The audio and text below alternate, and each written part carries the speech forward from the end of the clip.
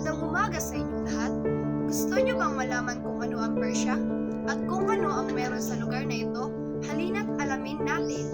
Ang Persia ang isa sa pinakamatandang sibilisasyon sa mundo. Sa kasalukuyan, ang Persia ang kumakatawan sa bahagi ng Iran at Afghanistan. Ang geografiya ng Persia. Ang Persia ay nasa kanlurang Asia. Ang lugar na ito ay bulubundukin at napapagitnaan ng Gulf of Man. Ang unang hari ng Persia ay si Cyrus. Sinundan siya ni Cambyses at pagkatapos ay si Darius. Sumunod sa kanya si Xerxes I. At sumunod si Artaxerxes Codomanus. Ang Persia ay sinakop ni Alexander na taga Macedonia at ng mga Arabo. Pagkasuotan ng Persia. Ang punong katawan ay matatakpan ng isang kamiseta.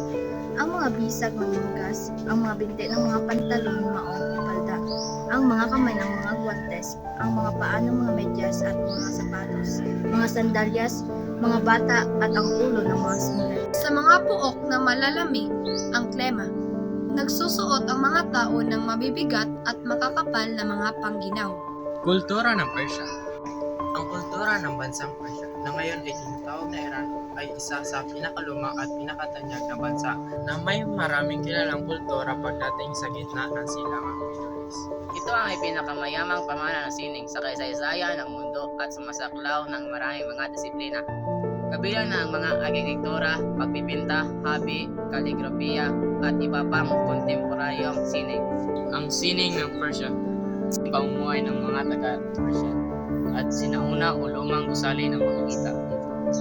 Ngunit ito ay isang pinakasikat na obra ni Abbas Rostamian. Umani ng maraming papuri at naging daan upang mas makilala pa si Master Abbas. Karaniwang nakabase ang kanyang mga obra sa kultura ng kanyang pinagulang bansa. Ang Persia ang katulad ng mga sinaunang gusali at infrastruktura.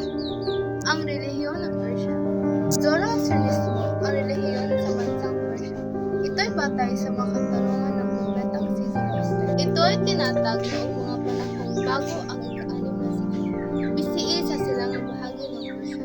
Sapagkat ito ay kalaunang itinuring na mababa ng relihiyong Islam mula pa sa ika-7 siglo.